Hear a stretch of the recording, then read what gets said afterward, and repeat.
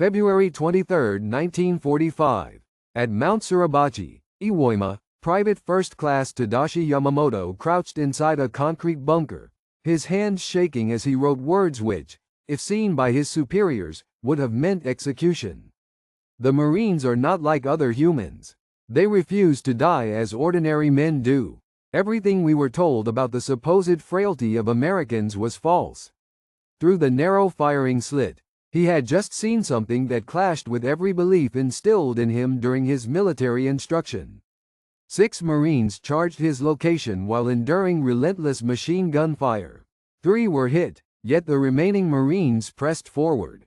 As his fellow soldiers unleashed a storm of grenades, a Marine threw himself onto an explosion to protect his fellow squad members, then continued to fight even with severe injuries until he was physically unable to grip his weapon. The remaining Marines captured the area in mere minutes. Iwo Jima was defended by 21,000 Japanese troops entrenched in 18 kilometers of tunnels and strongholds. They had been assured they would be facing weak American soldiers who would collapse under sustained attack. Instead, what they experienced would shatter every evaluation the Imperial Japanese Army had ever made regarding the enemy.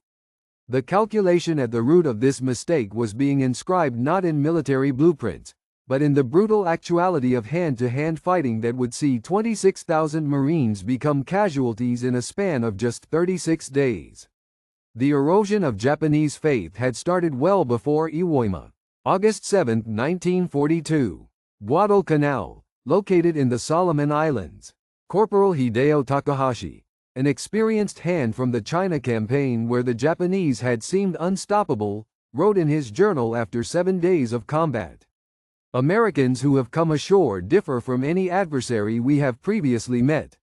They refuse to fall back even when encircled. They do not give up their position once it becomes untenable. Most unsettling of all, they fight at night as if darkness grants them power, not fear.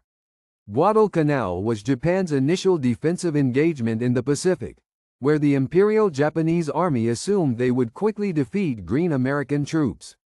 The initial force of the 1st Marine Division comprised slightly more than 16,000 men.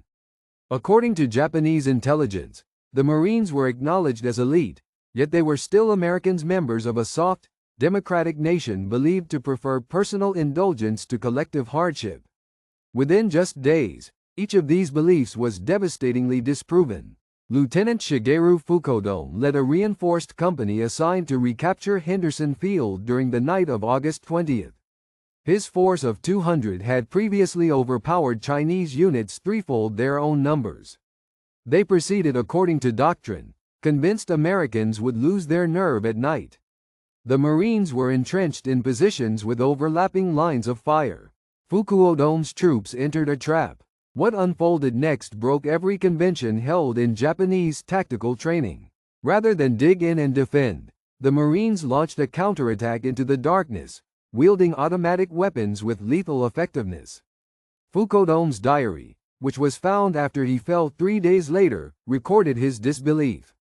They counterattacked us after midnight. Night raids are our specialty. They moved through jungle we believed nobody could cross. They killed without noise, then slipped away. When the sun rose, only 90 members of my company remained. American forces had lost only 12 men. The same scenario occurred throughout Guadalcanal. Japanese troops, used to adversaries who collapsed in the face of banzai attacks, encountered Marines who maintained their ground until they were physically overwhelmed, after which they engaged in close combat using bayonets, knives, and bare hands.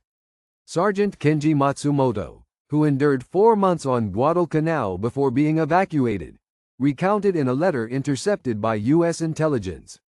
We had been instructed that Americans are inherently individualistic and would not risk themselves for fellow soldiers. This is inaccurate. First observed a Marine operating a machine gun continue to fire despite both legs being shattered, until Japanese troops approached close enough to kill him. His assistant immediately took control of the gun and kept firing.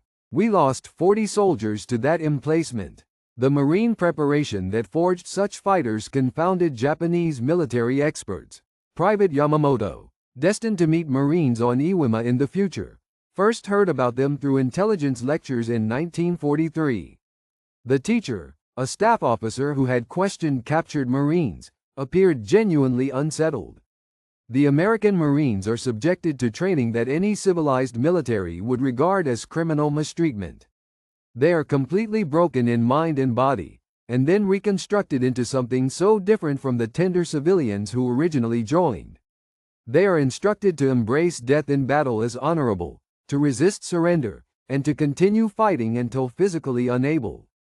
This seems familiar. Indeed, they have imitated our Bushido, yet incorporated an element we did not foresee.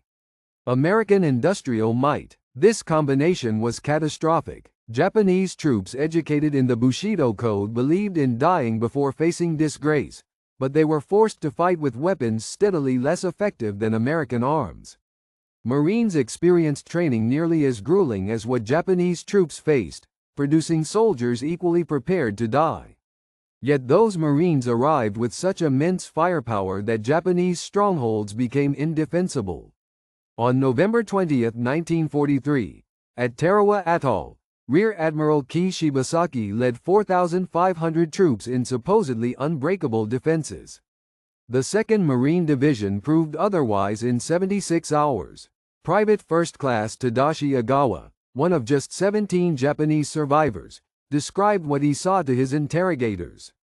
The initial assault wave was annihilated in the sea. We killed several hundred. Additional landing craft approached. The second group perished on the shore.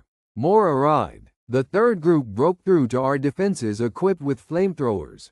They kept advancing until either they or we had fallen. The numbers told the story. Close to 6,400 men perished on Tarawa in 76 hours. Those Marines who made it through had shown they would seize any goal, no matter the price. Captured documents from Saipan in 1944 contained Japanese intelligence accounts that identified Marines as, quote, shock troops who showed unwavering commitment to their missions. The Marines do not obey withdrawal orders and will launch counterattacks even when facing tactical setbacks. Losses suffered by Marines do not diminish their unit's combat power unless the entire unit is wiped out. End quote. This assessment resulted from organized analysis. Captain Yoshio Kobayashi, who survived at Guadalcanal, gave in-depth contrasts. The American Army's infantry uses effective, standard methods. In contrast, the Marines employ unique methods. They press forward boldly regardless of their losses. They accept casualty levels that most reasonable commanders would not tolerate. This approach was unheard of. The rapid pace at which Marines advanced caused damage equal to their weaponry. Lieutenant Colonel Kunio Nakagawa, commander at Peleliu, organized defenses based on earlier operations in which American troops would stop for consolidation after landing. The Marines, however, did not hesitate. They landed on September 15 at 8:30 and by the end of the day commanded half the airfield. Nakagawa's journal noted his astonishment. My defense strategy failed because I believed the enemy would behave realistically.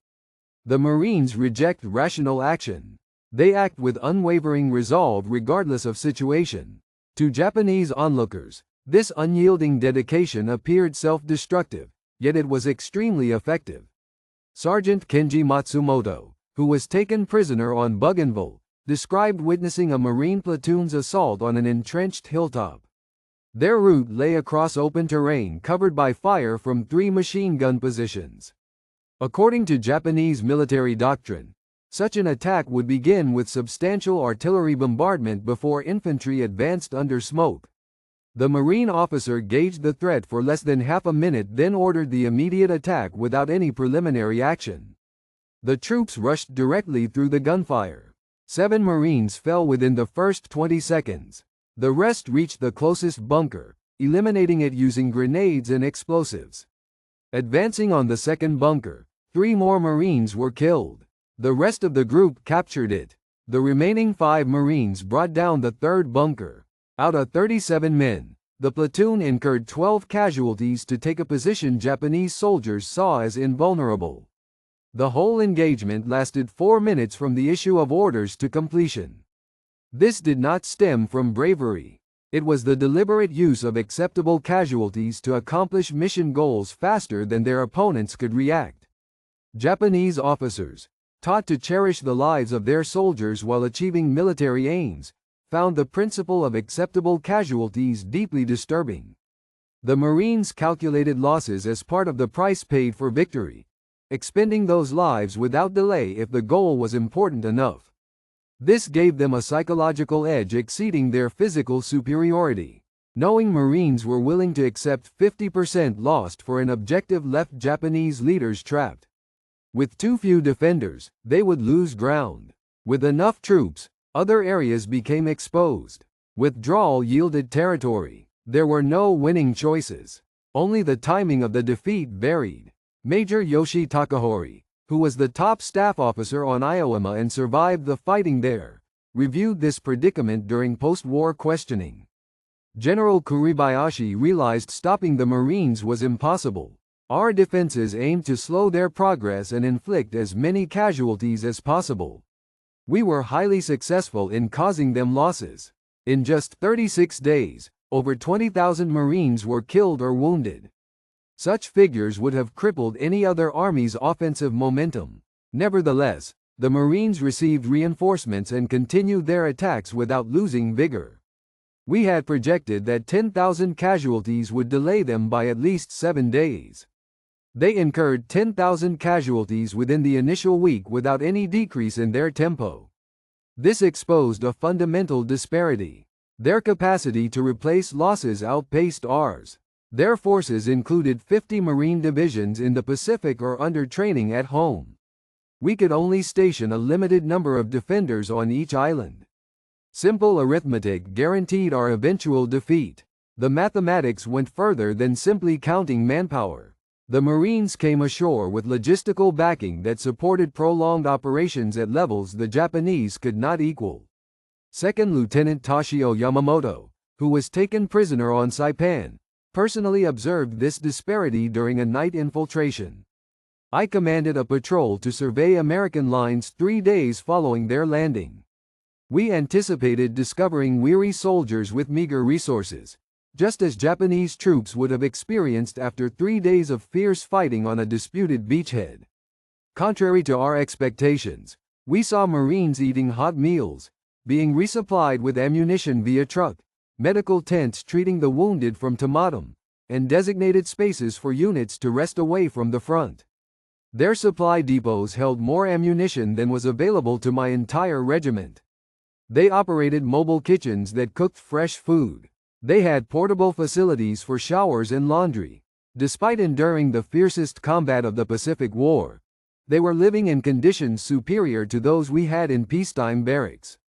This showed us that defeating them was out of reach. They would never be deprived of food, ammunition, medicine, or replacements. We, however, would. The steadfast American logistics turned the conflict into a war of attrition favoring the Marines, despite their greater initial losses. Japanese troops defended from static positions with limited provisions and without reinforcement. Each loss was irrevocable. Every bullet fired could not be replaced. The Marines operated from a growing beachhead, receiving supplies daily by sea and air. Their wounded were evacuated and fresh troops took their place. Their ammunition appeared limitless. As the fighting dragged on, Japanese resistance weakened while the Marines became more formidable. This relationship turned out to be crucial on Peleliu, where Colonel Nakagawa's defense persisted from September 15 until November 27. The 1st Marine Division endured such grave losses that it had to be pulled out and substituted by elements of the 81st Infantry Division in October. Another Marine division kept fighting until Army forces succeeded them. The confrontation the Japanese command assumed would last a week continued for 11 weeks. Japanese troops caused more than 10,000 American casualties, but the Americans could sustain those losses and keep advancing. Japan could not afford to commit such resources to protect every island. The arithmetic did not add up. By the middle of 1944, Japanese military leaders recognized its impossibility. Reports circulated to garrison leaders admitted that Marines could not be stopped but only delayed. A captured directive from Tinian showed there was no hope of eventual victory. When confronting a Marine assault, do not expect to maintain your positions forever. The goal is to slow the American progress long enough to serve higher strategic aims. Every day of holding out is a gain. Every Marine killed or wounded counts. However, know that the position will eventually be lost. Make necessary preparations. Fill defenses with as much ammunition as possible. Establish backup defensive sites. Prepare withdrawals in stages. Realize death in battle is probable. Your death will buy time for the Empire. Honor lies in this act, even without winning. This harsh logic steered Japanese defense for the final year in the Pacific. Defenders stopped seeking outright victory in battles. Instead, they aimed to make fighting so costly that Americans would consider negotiation over invading Japan itself. Marines, by enduring losses that would have made other militaries stop, counteracted this strategy. They paid the required price and pressed forward. No expense was too steep. No defensive position too formidable. The assaults never paused. Private Tadashi Gawa, among the rare survivors of Tarawa, later recounted the psychological toll of facing such a foe. After the opening day of the fight, we understood defeat was certain. The Marines came ashore with overwhelming strength. Their naval guns obliterated our fortifications. Their planes bombed us without respite. Yet we thought we might inflict such grievous casualties that they would reconsider attacking again. But we saw them keep attacking even after taking dreadful losses. They went forward through machine gun fire that felled dozens. More Marines appeared behind them. We killed those as well. More still arrived. We fought for 3 days with total resolve.